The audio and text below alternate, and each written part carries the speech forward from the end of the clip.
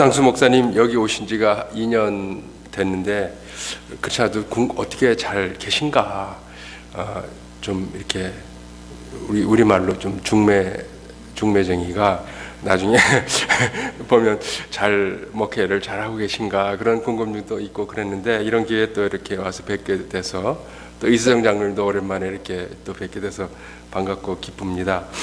사실은 유 목사님 저랑은 오래 사귀지는 않았습니다. 그러나 휴스턴에 계실 때 왔다 갔다 제가 이런저런 모임으로 가면서 우리 유 목사님 뵙고 좀 어디 담임을 하시면 좋겠다라는 그런 마음에 그게 들었었어요. 그런데 이렇게 또 기회가 나서 오시게 돼서 정말 감사하고, 또 팬데믹 어려운 때잖아요. 근데 지금까지 교회가 착실하게 주 안에서 성장해가는 그런 모습을 보면서 참 감사하고, 제가 사랑하고 또 한편으로는 진짜 존경합니다. 목회하신 우리 목사님들 존경하는데, 유 목사님 제가 특별히 존경하는데 이렇게 귀한 곳에 올 수 있어서 여러분 만나뵈서 반갑습니다.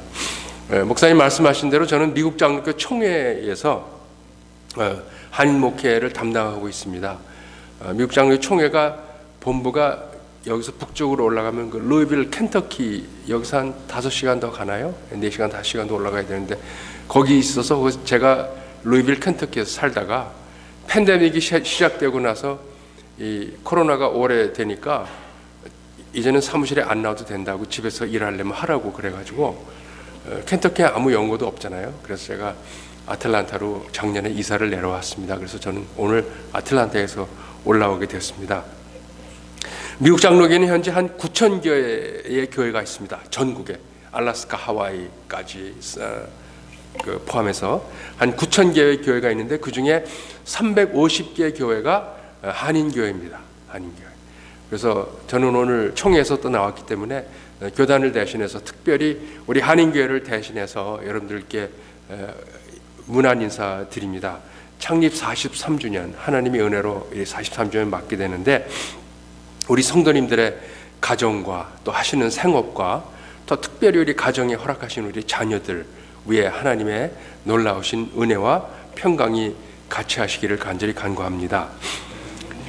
이번에 주제가 하나님께서 일하시는 교회고, 그 제목을 보니까 그 창립 축제라 그랬습니다. 그럼 축제 그러면 좀 기쁘고 이렇게 좀 막 이렇게 노는 느낌 들지 않으세요? 그래야 되는데, 저는 그런 재간이 별로 없어요. 이렇게 집회를 해도 막 그냥 보통 목사고, 제 이름 못 들어보셨죠? 저 유명한 목사도 아니고 조문길 그러면 아는 사람은 없습니다, 거의. 그런데 이렇게 여러분들을 재밌게 흥겹게 해드릴 능력은 없어요. 그러나 기쁜 거니까 주일 아침까지 말씀을 전할 때 우리 마음에 잔잔한 즐거움이, 하나님 안에서 기쁨이 조금 회복될 수 있으면 좋겠다라는 게 제 마음의 바람으로서 축제라는 단어를 제가 사용하겠습니다. 이번에 주제가 하나님께서 일하시는 교회입니다. 이사야서 43장 19절의 말씀인데, 제목이 참 좋아요. 하나님께서 일하시는 교회. 그런데 여러분들이 아시겠지만 하나님께서 일을 하실 때에 하나님이 스스로 혼자 하시지 않습니다. 절대로. 그렇죠? 하나님이 반드시 사람을 통해서 일을 하셔요. 근데 성경을 보게 되면 사람을 통해서 하나님께서 그분의 역사를 이루어 가실 때에 패턴이 있어요. 그 패턴이 뭐냐면, 하나님께서 불러서 사람을 통해서 일할 때에 그 부르는 사람이 특별한 사람이 아니라는 겁니다. 평범한 사람을 불러서 하나님께서는 비범한 일을 하십니다. 이게 하나님이 하시는 일의 특징이에요. 이것이 바로 저는 우리들에게 오늘 주시는 말씀의 도전이라고 생각합니다. 여러분, 우리 다 평범하죠? 차터누가 테니시, 아틀란타도 아니고, 미국에서 조그만 작은 도시에 사는 우리들, 보통 사람들이에요. 저도 보통 목사입니다. 그러나 하나님께서 우리처럼 ordinary people, 영어로 보통 사람을 부르셔서 extraordinary 일을 하신다는 겁니다. 그래서 저는 이번에 하나님께서 일하시는 교회를 갖고, 아브라함도 그랬고요, 모세도 그랬고, 다윗도 그랬고, 다 평범한 사람들이었어요. 우리도 이번 집회를 하면서 우리가 조금이나마 하나님 앞에 하나님께서 일하실 때에 쓰임받는 그런 도구들이 될 수 있으면 좋겠다는 게 제 마음의 바람입니다.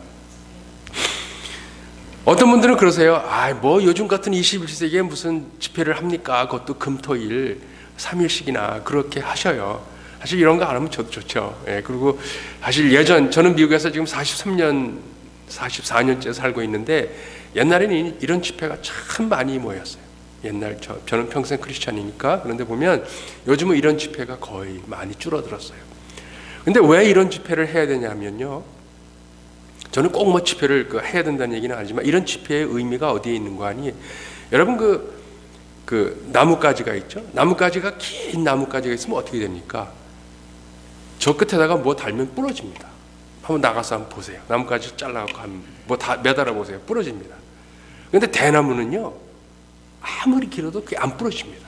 그래서 대나무로 낚시질 하잖아요. 이만한 월척도 잡고 그러잖아요. 옛날에 한국에서. 그 왜 그래요? 대나무는 중간중간에 매듭이 있습니다. 그 매듭이 그 긴 나무를 받쳐주니까 그 긴 나무 끝에 있는 물건을 끌어올려도 대나무는 안 부러집니다. 집회의 의미는 바로 그런 거예요. 여기 뭐 집회를 해갖고 뭐 저는 한 번 왔다 가는 사람이고 우리가 얻으면 얼마나 얻겠어요. 그러나 우리의 신앙의 여정에 한 번씩 딱딱 집어주는 거예요. 매듭을 집어주는 거예요. 신앙이 이런 거지.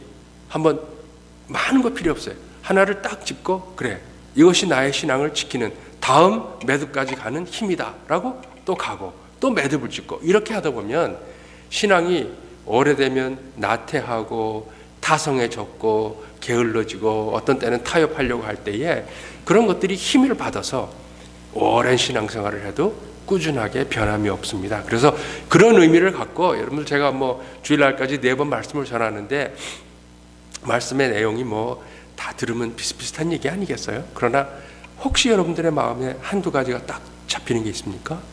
그러면 그거를 한번 깊이 묵상하시고 그거를 잡고 마음에 잡으시고 품으시고 신앙생활을 하시면 대나무의 매듭과 같은 그런 역할이 되지 않을까 그런 생각을 하면서 말씀을 시작을 하겠습니다.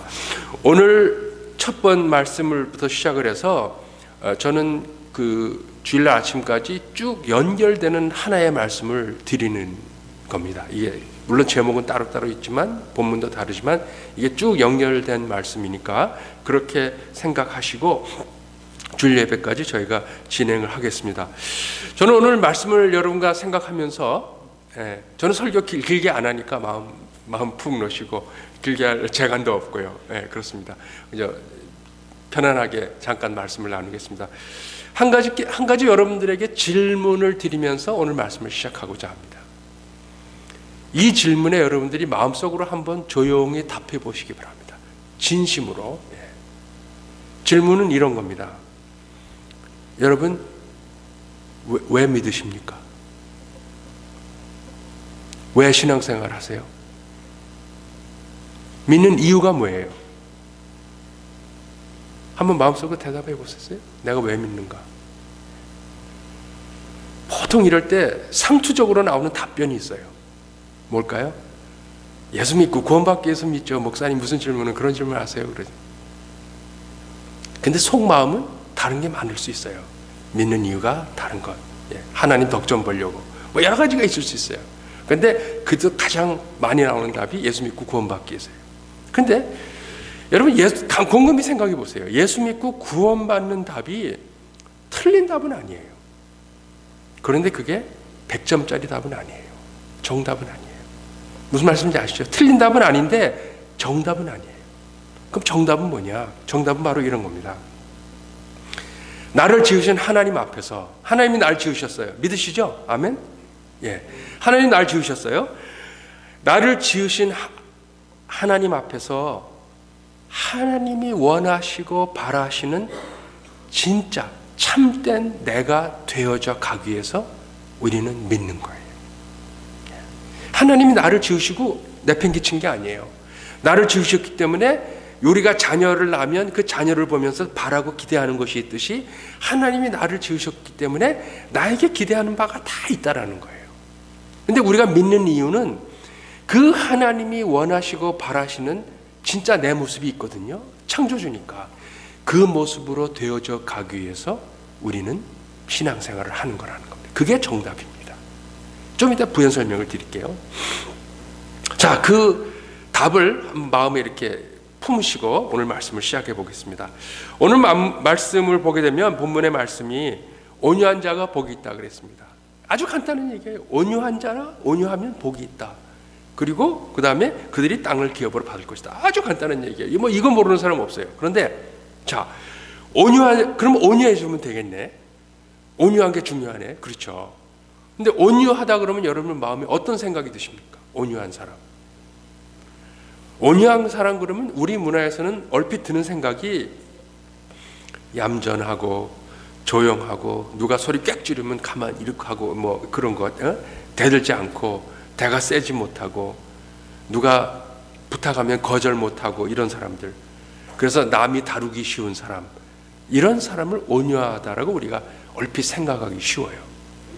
그래서 오늘날처럼 경쟁적인 세상에서는 내 사업 파트너는 그 이상 좋은 사람 없어요. 온유한 사람. 근데 내 남편이나 내 자식이 그런다 그러면 절대로 그건 용납 못해. 그래갖고 어떻게 밥 벌어 먹냐고요. 그렇죠?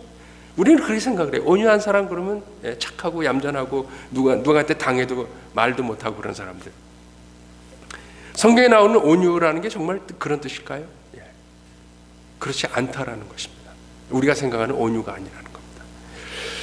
우리 미국 장로교회 유진 피러슨이라는 목사님이 계셔요. 몇 년 전에 돌아가셨어요. 근데 아주 유명하신 분이에요. 유진 피러슨 목사님은 그분은 그 전공이 그 성서신학인데 중동 지역의 모든 언어, 아람어, 뭐 그 중동 지역에 사용되는 모든 언어, 그리고 고대 언어, 그리고 중동 지역의 문화를 통달하신 분이에요. 그걸 전공하신 분이에요. 그런데 그분이 연세가 많이 드셔서 성경이 이게 일반 사람이 읽기에는 너무 어렵다. 그분이 생각이 들어서 그 당시의 중동의 언어와 문화를 바탕으로 해서 이 성경을 현대인들이 미국 사회에서 쉽게 읽어갈 수 있도록 내가 책을 써야 되겠다. 그래갖고 성경을 현대인을 위해서 쓴 책이 있어요. 성경책. 그것이 메시지라는 성경입니다. 여러분들이 지금도 구글 치면은 메시지 바이블 그러면 딱 뜨는데 유진 피러슨 목사님 쓰신 거예요. 근데 그분이 오늘 마태복음 5장 5절을 다음과 같이 번역을 했어요. 영어로. 물론 제가 한국말로 제가 번역을 하는 겁니다. 이분이 마태복음 5장 5절을 이렇게 번역을 하고 있습니다. 만약 당신 자신에 대하여 내가 있죠? 내가 누구이고 내가 어디서 태어났고 내 과거가 어떻고 지금까지 어떻게 살아왔고 오늘 나의 모습이 어떻고 내 자신에 대하여 만족하고 있습니까? 그렇다면 당신은 복된 사람입니다. 왜냐하면 바로 그럴 때에야 비로소 당신은 돈으로는 살 수 없는 모든 것들을 소유하고 그 소유를 진정으로 누릴 수 있기 때문입니다. 라고 번역했어요. 자, 보세요. 나의 나된 것, 내가 선택해서 나온 거 아니에요, 이 세상. 어떻게 하다 보니까 나왔어요, 이 세상에. 또 내가 태어난 가정, 나의 선택 아니었죠. 내가 간 학교, 내 이름, 다 부모가 해준 거예요. 나는 어떻게 되는지 몰라요. 그리고 한참 살다 보니까 어른이 됐어요. 그렇죠? 그리고 어른이 돼서 살다 보니까 때로는 인생에 어려움도 많았어요. 한숨도 많이 나와요. 돌아보면 아쉬운 것도 많고요. 후회도 많이 돼요. 그때 그거 했어야 되는데, 그때 그걸 하지 말았어야 되는데. 지금까지 나의 나된 모습을 지금까지 쭉 훑어보면 아주 복잡합니다. 그렇죠? 만감이 교차하는 나예요. 지금 오늘 나의 모습이죠. 그런데 오늘의 그거는 나가 오늘의 내가 있기까지 지나온 모든 것을 통해서 오늘의 내가 있기까지의 나의 모든 것을 생각해 보면서 드는 결론이 이만하면 잘 살았다. 이만하면 만족하고 흡족하다. It couldn't be better. 영어로. 더 이상 바라면 이건 아니다. 바랄 게 없다. 라는 생각이 드냐는 거예요. 그러면 당신은 복되더라는 거예요. 그러면 당신은 세상의 기준으로 볼 때 남들이 좋다는 것, 그것이 돈이건 명예이건 건강이건 whatever. 남들이 좋다라는 세상의 기준으로는 부족한 점이 많을지 모르겠지만 정말 당신은 가장 중요한 것을 소유하고 있는 것입니다. 바로 그것이 오늘 본문에 담겨져 있다는 뜻이라는 겁니다. 자, 보세요.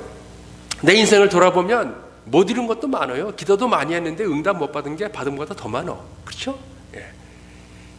후회도 많이 되고 한숨도 많고 왜 그때 왜 그렇게 했을까? 뭐 이런 생각. 그런 걸 다 드는데 그러면 인생에 불평이 나와야 되는데 내 인생은 왜 이래? 이렇게 돼야 되는데 그런 인생을 놓고도 내가 이거보다 더 이상 좋을 수 없다라는 결론이 내려지는 거기 때문에 이 온유에 담겨져 있는 뜻이 의미가 길들여진다는 의미라는 겁니다. 길들여진. 누구한테 길들여질까요? 하나님한테 길들여지는 거예요. 내가 원하는 것은 다 못 이뤘을지 모르지만 하나님한테 길들여지고 나니까 이거보다 좋을 수 없구나. 이거 하나님의 섭리였구나. 그때 그게 내가 볼 때는 불행하고 안 좋은 거였는데 이게 오히려 나에게 복을 갖고 왔구나. 이런 생각으로 변하고 그래서 모든 것을 소유하게 된다는 겁니다. 그것이 바로 오늘 본문 온유함의 뜻이에요. 온유한 자가 복이 있다는 뜻입니다. 자, 조금 전에 제가 질문 드렸죠? 왜 믿으십니까? 그 질문의 답이 뭐라 그랬죠? 하나님께서 원하시고 바라는 참된 내가 되어져 가기 위해서 우리는 믿는 것이다. 여러분, 그러려면요, 제일 먼저 필요한 게 구원을 받아야 됩니다. 구원을 받아야 됩니다. 왜 그러냐면요, 예수 그리스도가 믿어져야 그 예수 그리스도의 뒤에 계신 하나님이 믿어지고 하나님이 창조하셨다는 걸 믿어지고 그 하나님이 나를 창조하셨기 때문에 결국 하나님이 원하는 내 모습이 있을 것이라는 확신이 들고요. 그렇기 때문에 우리는 예수를 믿는 게 제일 중요한 겁니다. 예수가 믿어지지 않으면 길들임이 되지를 않아요. 길들임이. 왜? 하나님이 믿어지지 않고 하나님이 나에게 기대하는 내 모습이 있다는 게 믿어지지 않으니까 그게 믿어지지 않는 거예요. 그래서 구원이라는 것은 신앙생활의 초보적인 목표는 될 수 있어요. 그러나 궁극적인 목표는 아니라는 거예요. 신앙생활의 첫 단계에서 구원은 반드시 필요해요. 그러나 그 다음 단계는 하나님이 원하는 내가 되기 위해서는 우리는 평생에 하나님 앞에 길들여져 가는 남은 시간밖에 없다라는 것입니다. 바로 이것이 길들임의 의미입니다. 제가 얼마 전까지 작년 여름까지 살던 그 루이빌 켄터키에는요 별로 유명한 게 없어요. 거기는 차터너가도 별로 유명한 거 없죠. 별로. 비슷해요. 하나 있다면 켄터키 프라이드 치킨. 근데 거기 오시면 제가 사드릴 텐데 오실 일도 없고 하니까 못 사드릴 텐데 한 가지 유명한 게 있어요. 루이빌 켄터키에 바로 켄터키 더비라는 겁니다. 들어보셨습니까? 켄터키 더비. 홀스 레이싱, 말 경주 대회예요. 근데 미국에서 아주 제일 유명한 말 경주 대회죠. 근데 5월 첫째 토요일 6시 반에 합니다. 2주 후에 6시 반에 보세요. MBC. 근데 여러분들 그 시간을 똑 들어가서 보시죠. 왜냐하면 저도 몰랐는데 말이 달리는 게 3분밖에 안 달려요. 그 서부 영화를 보면 막 말이 30분 달리고 그러는데 다 거짓말이에요. 말이 폐가 그렇게 크지 않대요. 그래갖고 2, 3분만 달리면 막 획득된대요. 그래서 이제 한 바퀴 도는 그 1.5마일인가를 한 바퀴 도는 게 이제 켄터키 더비인데 그 게임은 이런 거예요. 결국 도박이에요. 열몇 마리의 말이 달리는데 그 말이 히스토리가 다 있어요. 부모는 누구고 어느 경마대에서 누구한테 이렇게 훈련받아서 몇 등을 했고 이런 게 다 리스트가 있어요. 그래갖고 베팅을 하는 거예요. 베팅을 해서 내가 돈을 건 말이 우승하면 내가 배당금을 타가는 게 켄터키 더비의 게임이에요. 그 뒤에는 그게 사실 도박이거든요. 그런데 열몇 마리의 말 중에 누가 우승할지 어떻게 알아요? 근데 그 사람들이 예측하는, 도박사들이 예측하는 그 기준이 있어요. 근데 그 기준 중에 제일 가장 큰 기준이 뭔지 아세요? 물론 종자가 중요하죠. 근데 종자 못지않게 중요한 게 뭐냐면 조련사가 누구냐는 거예요. Trainer. Who is the trainer? 누구에게 말이 훈련받았냐를 제일 두 번째로 봅니다. 종자, 그 다음에 조련사. 무슨 얘기예요? 말이 가능성은 있어요. 피가 좋으니까. 그런데 이게 야생마 같아. 그냥 누가 올라타기만 하면 흔들어서 떨어뜨리고 자기 마음대로 신나면 뭐 엄청 빨리 달리다가 딱 뛰기 싫으면 그냥 농땡이 치고 그런 말이. 근데 이 말이 아주 좋은 조련사를 말합니다. 이 조련사는 이 말이 지금 무엇이 필요한지를 너무 잘 알아요. 그리고 말을 진심으로 사랑해 주는 거예요. 예. 말을 훈련시켜도 사랑으로 훈련을 시키는 거예요. 그래서 그 말과 정말 사랑을 주고받아요. 말은 안 되지만 그걸 말이 느끼는 거예요. 그러면 그렇게 거칠던 말들이 이 조련사의 말을 따릅니다. 그래서 훈련에 들어가게 되고 훈련을 잘 마치면 그 조련사에게 훈련받은 말이 준마가 되는 겁니다. 바로 마찬가지입니다. 우리가 타고난 기질이나 내가 살아온 환경이 하나님을 길들여지기는 너무나 거친 것이 많아요. 야생적이에요. 그런데 나의 머리카락까지 세고 계시고 그 나의 마음속 깊은 곳의 생각까지 알고 계시는 하나님 앞에서 우리가 훈련을 받는 거예요. 길들여져 가는 거예요. 그러면 우리가 하나님의 사람이 된다는 그런 말씀입니다. 그래서 여기서 길들임은 어떤 강압적인 규율이나 엄격한 어떤 법에 의해서 벌을 받아가면서 지키는 그런 길들임이 아니고 하나님의 사랑에 길들여지는 거예요. 근데 이 사랑에 길들여진다는 게 말처럼 쉽지 않아요. 이거는 체험이 있어야 되고 거기에는 시간이 오래 걸리고 그래야 확신이 생기고 그런 과정들이 필요합니다. 때로는 의심도 들고요. 야, 정말 하나님이 살아계셔? 하나님 나 사랑하시는 거 진짜 맞아? 어떻게 하나님이 나를 사랑한다면서 이럴 수가 있어? 막 그런 생각이 들 때도 있어요. 그런데 그런 과정들을 다 거치고 나면 결국 나중에 야, 정말 하나님이 나를 사랑하시는구나. 그 마음에 확신이 올 때가 있어요. 그러면 그 다음에는 조금 더 큰 도전을 받아서 그 도전을 이겨내면 더 큰 하나님의 사랑을 느끼고 또 들었고 이러면서 우리의 신앙이 성장하는 겁니다. 여러분 지금 우크라이나 전쟁 나잖아요. 전쟁 뉴스 가끔 보시죠? 저도 거의 매일 보다시피 합니다. 그거 보면은요 그런 생각, 아니 하나님이 살아계신데 어떻게 이런 일이 있을 수 있을까? 그런 생각 들어요. 예. 그리고 그 국민들이 상당히 종교성이 강하더라고요. 하나님이 살아있는데 어떻게 푸틴 같은 녀석이 살아서 이런 엄청난 일을 할까? 그런 생각이 들어요. 그런데 그걸 이겨내야 된다. 우리 6.25 전쟁 겪었잖아요. 저희 부모님은 이북에서 살다가 피난 내려오셨어요. 6.25 때. 그래서 평양에서 사시다가 집이고 사업체고 다 놓고 1.4.5 때 유엔군 따라서 서울로 내려오시고 대구까지 갔다가 다시 서울 수복해서 올라와서 전쟁 끝나고 제가 서울에서 태어났습니다. 그때 피난 온 얘기를 들으면요 이거는 어떻게 이렇게 살았을까 그런 생각이 들어요. 그런데 지금 어떻습니까? 저희 부모님은 다 돌아가셨어요. 몇 년 전에 3년 전에 저희 부모님이 102세로 돌아가셨는데 이제 다 가셨어요. 근데 그 살아오신 그걸 보면 마지막에 고백은 그거예요. 하나님의 사랑. 하나님, 야, 피난 내려올 때는 어디 가서 소 걸어놓고 12명 식구를 밥 먹일지 내가 몰랐다. 예. 그랬는데 우크라이나보다 더하죠. 어디 부산 이대로 내려갈 데가 있나요? 그냥 죽는 거죠. 다 대구 함락됐으면 끝나는 거죠. 예. 그런데 미국까지 와서 7남매가, 제가 7남매 막내입니다. 증손자, 증을 뭐라 그래요? 40몇 명이더라고요. 가족 사진을 찍으니까. 그런 거예요. 그러니까 100을 넘은 권사님이, 어머님이 마지막에 이제 인생을 많이 사시고 나서 하신 결론은 결국은 하나님의 사랑이다. 6.25 끝나고 이렇게 살 줄 몰랐다. 네 아버님 돌아가시고 내가 이렇게 살 줄 몰랐다. 그런데 이렇게 살았다. 그 얘기를 하시는 겁니다. 그래서 하나님의 사랑에 길들여져 간다는 것이 오늘 본문이 얘기하는 겁니다. 그래서 이 하나님의 사랑에 길들여지는 온유한 사람은 하나님을 향한 깊은 신뢰가 마음속에 자꾸 쌓입니다. 차곡차곡. 그래서 믿음의 정진이 있고 삶이 윤택해지게 되는 겁니다.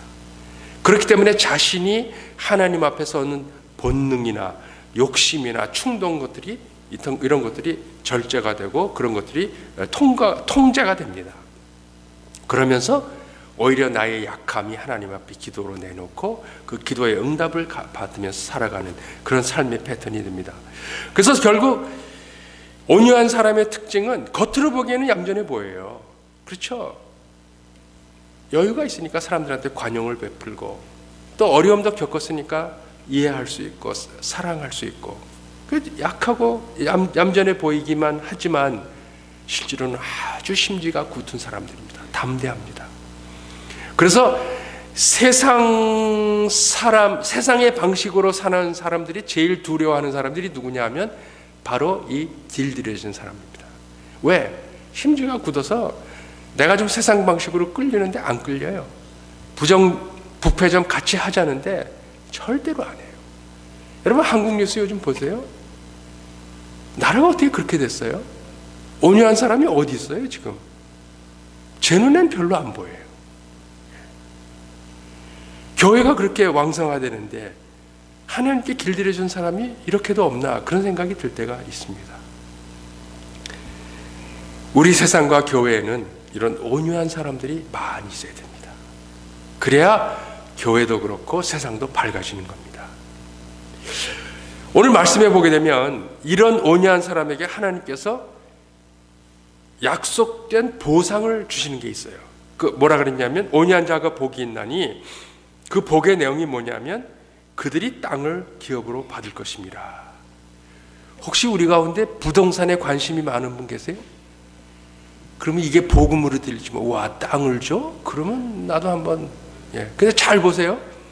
땅을 준다 그랬어요? 아니에요. 땅을 기업으로 받을 것이라고 했어요. 여기 기업이라는 단어가 중요합니다. 기업의 기자가 우리가 얘기하는 비즈니스 할 때 발할 기자가 아니고 한자로 말하면 터기자예요. 기초기자 할 때 기자. 그러니까 기업, 비즈니스 하면 그거는 산업이잖아요. 장사하고 뭐 이게 비즈니스 하는 그런 건데 터기자이기 때문에 여기서 기업이라는 것은 유산의 의미가 있습니다. 유산, inheritance. 그러니까 땅을 유산으로 받는다라는 거예요. 여기서 유산이 뭐 부모가 갖고 있는 땅 몇천 평을 유산으로 받는 게 아니고 그 의미가 보면 땅을 기업으로 받는다라는 건 무슨 사람이 죽으면 다 똑같은 면적을 차지하죠. 거의 다. 옛날에 한국에 살 때 보면 저희 어렸을 때 소풍을 가면 그때는 왜 그러는지 몰라요. 왕릉에를 갔어요. 지금 생각하면 공릉, 서릉, 홍릉 무덤에 가서 피크닉을 했더라고요. 지금 생각하니까 소풍을. 근데 한국에 잔디밭이 없으니까 그런 데를 간 거예요. 지금은 많이 바뀌었죠. 근데 아무리 왕릉이 커도 거기에 사람이 눕는 면적은 다 똑같습니다. 그렇죠? 무슨 얘기예요? 땅을 기업으로 받는다는 것은 다 죽음과 관련된 것으로서 똑같은 면적에 묻혀요. 그러나 그 각각의 죽음의 의미와 그 죽음이 가져다 주는 파장은 다 다르다라는 겁니다. 그 한 사람의 죽음을 놓고 많은 파장을 남기고 가는 사람이 있는가 하면 그 죽음을 아무도 기억하지 않고 오히려 잘 갔다 이렇게 생각할 수도 있다는 겁니다. 여러분 어떤 게 유업이 되겠습니까? 한 죽음을 보고 좀 더 사셨어야 되는데 이 어른이 이렇게 일찍 가셨나. 어머님이 계셨으면 아버님이 지금 계셨으면 나에게 귀한 조언을 주셨을 텐데 그런 생각이 들 때가 있잖아요. 바로 그런 의미의 거예요. 그래서 성경에 보게 되면 믿음의 조상들이 죽을 때 단골로 등장하는 표현이 있습니다. 그것이 뭐냐면 이런 표현입니다. 누구누구가 예를 들면 아브라함이 이삭이 야곱이 나이가 많고 기운이 다하여 그 열조에게로 그 백성에게로 돌아갔느니라. 그 뜻이 뭐예요? 죽고 그 믿음의 유산을 자손들에게 넘겨줬다는 그러한 얘기입니다. 다윗도 그래요. 다윗이 그의 조상들과 함께 누웠노라 그랬습니다. 바로 그런 의미가 바로 땅을 기업으로 받는 것과 같습니다. 그래서 여기서 이 복이라는 것은 하나님 그 생의 몫을 말하는 겁니다. 생의 몫. 여기서 복이라는 것은 하나님께서 우리 각자를 창조하셨다 그랬죠? 우리 각자에게 바라고 원하는 바가 있다고 했어요. 그러면 하나님께서는 우리 각자에게 주시고자 하시는 복의 내용이 다 따로따로 있습니다. 김아무개, 이아무개, 박아무개 다 복이 다 있어요. 그래서 전도서를 보게 되면, 전도서 성경에 보게 되면, 개역판에 보게 되면 이것을 분복이라고 표현했어요. 나눌 분자의 복복자. 그래서 하나님이 나눠주시는 복이에요. 김아무개, 너는 이런 환경에서, 이런 배경에서 이런 성격을 갖고 태어났으니까 너의 복은 이거야. 이아무개, 너는 이렇게 성격이 이렇고 탤런트가 이러니까 너의 복은 이거야. 다 따로따로 주신다는, 그게 분복이에요. 그 분복을 누리고 사는 사람이 바로 땅을 기업으로 받고 사는 사람이라는 겁니다. 그런데 우리는 대부분 어때요? 다 대부분 재물을 많이 갖는 것을 복이라고 생각해요. No, 하나님은 절대 그렇지 않아요. 하나님은 우리하고 달라요. 하나님은 복을 주시고자 하는 내용이 다 달라요. 그래서 제일 복된 사람은 누구냐?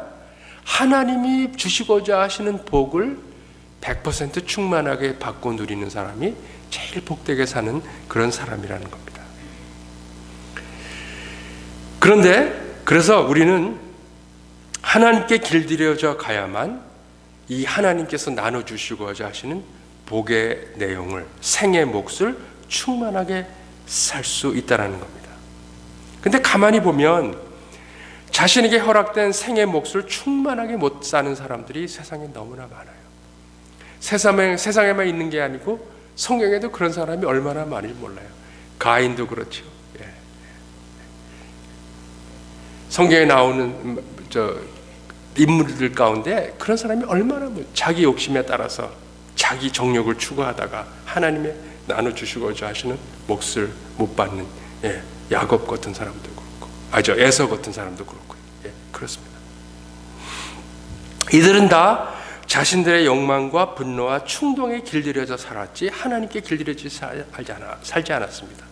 그러다 보니까 하나님 주시고자 하는 생의 몫을 충만하게 살지 못하고 마지막에는 깊은 짙은 아쉬움을 안고 생을 마감하게 됩니다.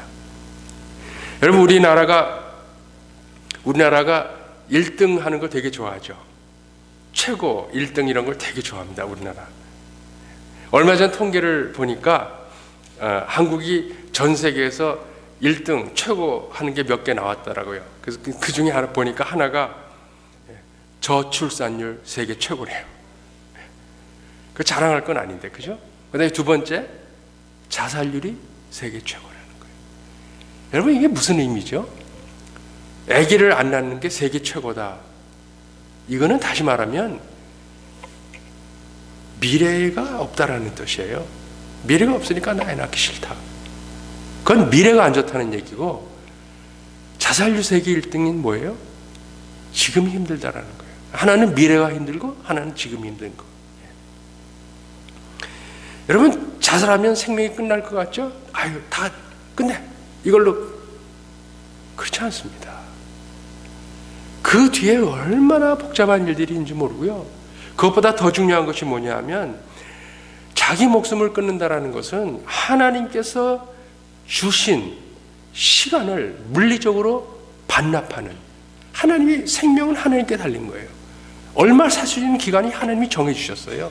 근데 그것을 내 힘으로 반납하는 것은 하나님이 주시고자 하시는, 나눠주고자 하는 생의 몫을 송두리째 싹을 자르는 그런 잘못된 행동입니다. 절대로 그런 거는 있어서는 안 되는 겁니다. 우리가 하나님께서 주시고자 하는 생의 몫을 충만하게 누리고 받고 살려면 우리는 먼저 우리에게 주어진 삶을 감사하게 해야 됩니다.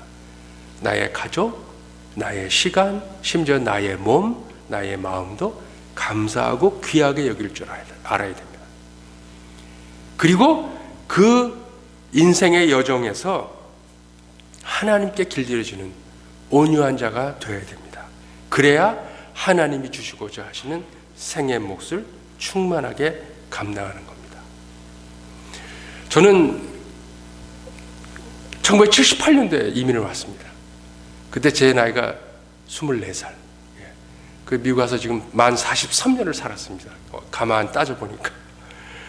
미국에서 참 오래 살았네요. 우리 저 박 장로님 아까 말씀드리니까 엄청 오래 되셨던데, 예, 저보다 더 마음이 더 하실 것 같아요. 그런데 제가 이제 은퇴가 이렇게 저 앞에 보이는 나이가 되니까 제 마음에 최근 들어서 드는 고민이 하나가 생기기 시작했습니다. 지금까지는 별로 그런 걸 안 느꼈어요. 그런데 최근에 마음에 드는 고민이 뭐냐 하면, 이게 이제 은퇴를 얼마 있다 해야 되는데 이제 남은 시간은 어디 가서 어떻게 살다가 어디서 생을 마감하고 어디에 묻히는 거지? 그런 고민이 마음에 들기 시작했어요. 뭐 깊은 고민은 아니에요. 그러나 순간순간 한국 같으면 뭐 고향이 있으면, 근데 한국 가도 고향 없어요. 우리 고향은 이북이니까 고향도 없고, 뭐 선산이 있는 것도 아니고, 뭐 한국에서 쭉 살았다면 뭐 다 화장하는 것처럼 따라할 텐데 그것도 아니고, 미국 와서도 뭐 40대 중반까지 엔지니어로 살다가 뒤늦게 목사가 돼서 막 이렇게 하나님이 보내시는 대로 가다 보니까 뭐 이사도 많이 다니고 고향이라는 데가 없어요. 그래서 고민을 했더니 어떤 분은 그러시더라고요. 그래도 나이 들면 자식들 근처에 있는 게 제일 나아. 그래서 그럼 자식들 근처에 가야 되겠다 생각을 했어요. 그랬더니 어느 분이요, 절대 그거 할 거 아니래요. 그래서 왜요? 그랬더니 은퇴하고 자식 근처에 가는 좋다 그래서 자기가 갔는데 자식이 젊으니까 아직 또 이사를 가더래요. 그러니까 완전히 자기는 낙동강 오래알 됐다고, 여긴 친구도 없고 자식 하나 믿고 하는데 걔마저 떠났다고 그러면서 절대 그거 할 거 아니라고 그러더니, 와, 이거 어떡하나 그런 생각이 들더라고요. 그래서 어떤 분은 그러세요, 저한테. 한국 가서 그래도 뭐 마지막을 보내는 게 낫죠. 그래서 실제로 그런 친구들도 있어요. 근데 한국은요, 제가 다녀보니까 최근에 지난 한 10년 사이 이렇게 다녀봤는데, 제가 가면은 다른 나라에 온 것 같아요. 밥 먹는 것도 별로 저는 상관 안 해요. 저는 김치를 한 달 안 먹어도 아무 문제가 없는 사람이니까 밥 먹는 것도 괜찮은데, 말하는 거, 그거 빼놓고는 완전히 다른 나라예요. 사람들이 생각하는 거, 반응하는 거, 이렇게 말하는 그 말투나 이런 것들이, 이 사람들이 왜 이렇게 살지? 그런 생각이 좀 마음에 들고 딴 나라에 온 것 같은 생각이 들어요. 그걸 어디서부터 제가 느끼나 하면요, 한국을 나갈 때부터 제가 그걸 느끼게 되더라고요. 사실은 제가 처음에 30년은 한국을 거의 안 나갔어요. 30년 동안 2번인가 나갔으니까. 우리 집안에 결혼식이 있어서 일주일 갔다 오고 또 한 번 우연히 갔다 오고 그랬는데, 30년 동안 안 나가다가 한 10년 전부터 제가 아무래도 교단 일을 하다 보니까 한국 교회하고 관련도 많고 이래서 1년에 한 번쯤 나갔는데, 한 10년 전에 오랜만에 한국을 나가는데 LA 어머님이 계시니까 가서 어머님 뵙고 LA에서 이제 비행기를 타고 가게 됐어요. 근데 저는 델타를 주로 타고 다니는데 LA에서 타는 비행기가 델타가 없는 거예요, 서울 가는 게. 그러니까 같은 코드 쉐어라 그래갖고 스카이 팀인가 해갖고 대한항공을 델타표를 샀는데 대한항공을 타게 됐더라고요. 대한항공을 탔는데 저는 미국서 비행기를 많이 탔거든요. 미국서 비행기 타면 승무원들이 그냥 자연스럽게 하이, 웰컴 어보드 그러고 그래요. 근데 대한항공을 탁 탔는데 젊은 승무원들이 한 30명이 앉아갖고 손을 이러고 안녕하십니까, 환영합니다, 이런 얘기를 하는데 되게 이상하더라고요, 저한테. 그거부터 이상하고, 또 비행기를 타고 이렇게 앉아갖고 열몇 시간을 가는데 보니까 승무원들이 다 젊은 아가씨들, 호리호리한 아가씨들에다가 옷은 또 왜 그렇게 그냥 몸에 쫙 달라붙는 걸 입는지, 그냥 그 나이롱 전기 일어난 것처럼 쩍쩍 달라붙는 옷 입고 머리는 다 탈얼고 하나 꽂고. 근데 제일 힘든 게 뭐냐 하면, 저는 이제 일반석을 타죠. 코치 1등석을 안 타니까 코치를 타고 뒤에 앉았어요. 그러니까 중간쯤에 앉았는데 승무원이 와서 주문을 받잖아요. 아니면 이렇게 할 때 뭐 원하십니까? 그런데 이 승무원이 그 복도 바닥에 이렇게 무릎을 꿇고 나한테 받는 거예요. 그러니까 그게 너무 이상한 거예요. 그러니까 내가 내려가더라고, 이렇게 저한테. 이거 부담이 돼서 힘들어서 못 있겠어요. 그래서 내가 이 비행기 못 하겠다, 이거. 이렇게 사람을 불편하게 만드나. 미국에서는 그냥 승무원이 내가 쳐다보고 주문해도 아무렇지도 않은데, 나중에 보니까 이게 매뉴얼이 그렇대요. 승객의 눈높이보다 밑에서 배웠다는 거예요. 그래서 내가 이런 걸 보면서 왜 이렇게 살지, 한국은? 예, 그 유교적인 전통적인 그런 문화들이 있는 것들이 남아 있는 것 같아요. 그래서 한국을 갔어요. 어찌 됐건 그래 가가지고 한 오랜만에 친구들 만나고 한 열흘 정도 있다가 오는데, 저도 몰랐는데 오는 날이 추석 날이었어요. 저도 몰랐어요. 표를 모르고 끊었는데, 저는 그런 거 안 따지니까 추석이 언제고 구정이 언제고 모르고 사니까. 근데 구정 날이다 보니까 나도 몰랐는데 저를 1등석으로 업그레이드를 시키더라고요. 비행기를 많이 타니까 코치를 샀는데도 뒤에 자리가 만석이고 오버부킹이 되니까 나도 앞으로 가래요. 그래갖고 1등석을 탔는데요. 와, 1등석을 타니까요, 델타, 올 때는 델타였어요. 갈 때는 대한항공인데, 델타를 탔는데, 갈 때는 대한항공은 온통 젊은 아가씨들밖에 없는데, 여기는 머리가 허연 할머니도 있고, 이만한 아줌마도 있고, 바지 입은 여자도 있고, 이거 여기가 내가 사는 세상 같아요. 그래서 내가, 나는 한국에서 못 살겠구나. 예. 이 경직된 문화 속에서 내가 산다라는 것은 숨통이 막혀서 못 살겠다는 생각이 제가 들었습니다. 그러면서 제가 드는 생각이 뭐냐 하면, 그러면 내가 돌아갈 고향은 없구나, 이제.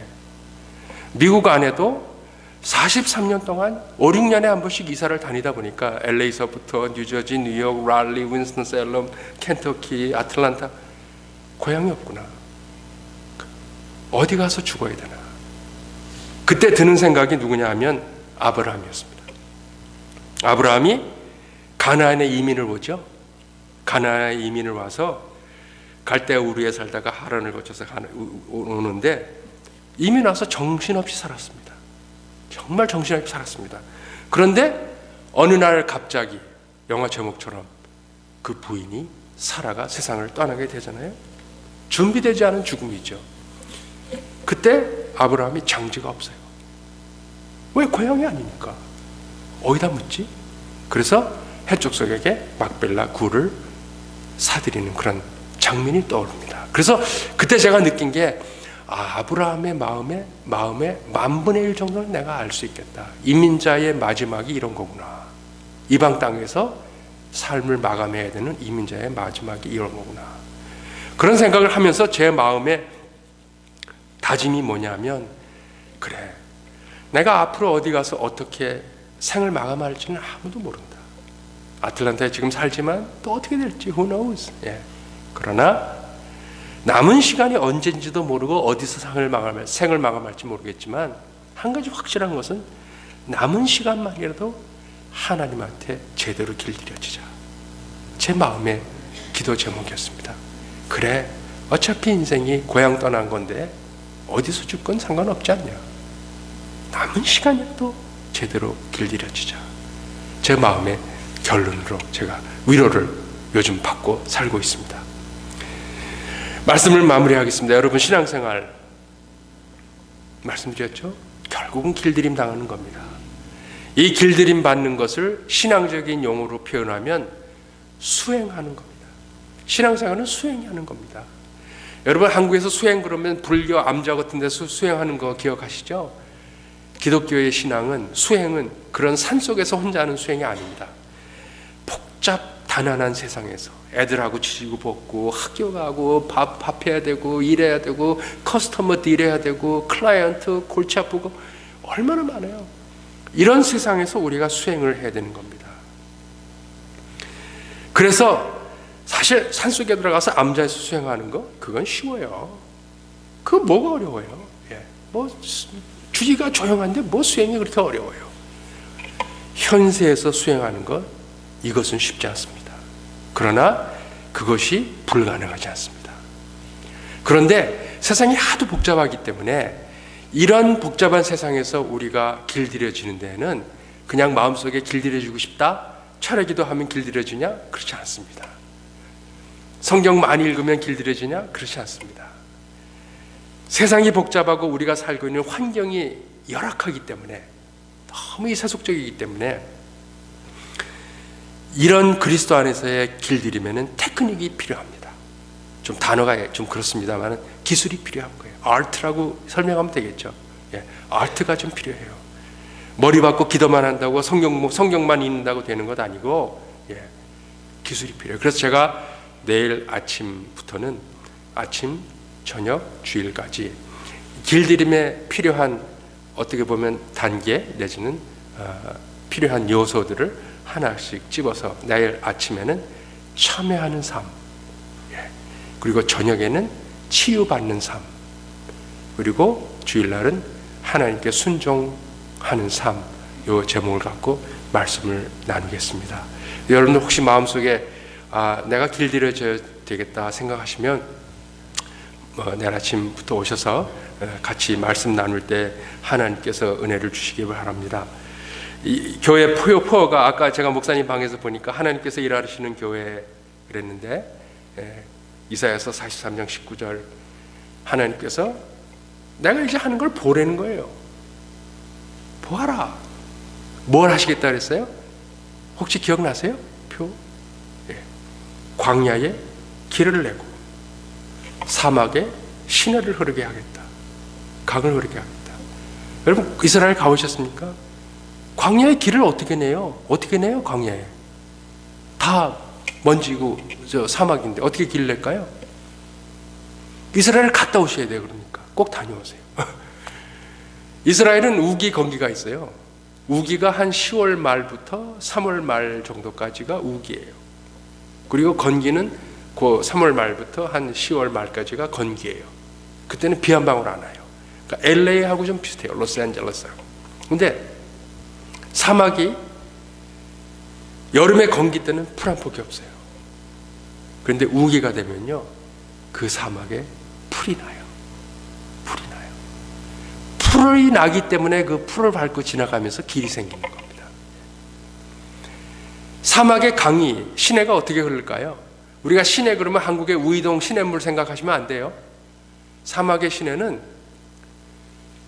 하늘에서 우기 때 비가 오면 강이 생겨서 물이 흐르고 비가 멈추면 멈추는 게 그게 시내예요. 그래서 강이라는 단어하고 시내라는 단어하고 조금 달라요. 히브리어에서 보면 강이라는 것은 요단강, 이런 거는 강이에요. 항상 물이 흐르는 것. 시내 그러면은 비가 올 때는 물이 흘렀다가 비가 멈추면 물이 없어지는 것이 시내예요. 하나님께서 보라는 게 무슨 뜻이에요? 내가 은혜를 베푼다라는 거예요. 너희들에게 은혜 베풀 때에 볼 수 있으면 너희들이 볼 수 있다라는 겁니다. 제가 바라는 것은 차터누가 교회 전형적인 중소도시의 교회죠. 아주 익숙한 교회입니다, 저한테. 그런데 이 교회에 하나님께서 은혜를 주시면 숫자적으로 우리가 뭐 큰 걸 기대하겠어요? 그렇죠? 그러나 이곳에 하나님께서 은혜를 주시면 여러분들이 하나님 앞에 남은 시간 길들여지면 하나님께서 주시고자 하시는 생의 복을 충만하게 누릴 수 있다는 겁니다. 그것을 위해서 우리는 우리의 신앙의 정진을 해야 되는 겁니다. 여기가 아틀란타도 아니고 교회 숫자가 늘면 얼마나 늘고 교회가 부흥하면 얼마나 하겠습니까? 그러나 하나님께서 은혜를 주시면 이곳에 서로 갈등의 씨앗이 풀리고 거기에 화해가 이루어지고 시내의 강이 흐르듯이요, 광야의 길이 생기듯이 우리가 그동안 경험하지 못했던 놀라운 하나님의 사랑을 서로 경험하고 목사님의 말씀과 가르침이 내 마음에 깊이 와 닿아서 하나님의 사랑이 점점 더 확실히 다가오고 바로 그것이 교회가 발전하는 겁니다. 제 바람은 여러분들의 삶에 이 교회의 미래, 목사님 이제 새롭게 오시는데 43년 지켜주신 하나님의 은혜가 차고 넘쳐서 앞으로 이 교회가 또 여러분의 삶이 남은 시간 잘 하나님께 길들여져서 하나님이 남은 시간이라도 주시고자 하시는 복의 내용을 충만하게 누리는 여러분들 교회 그리고 여러분의 가정과 사업이 될 수 있기를 예수님의 이름으로 간절히 축원드립니다. 기도하시겠습니다. 하나님 아버지, 감사합니다.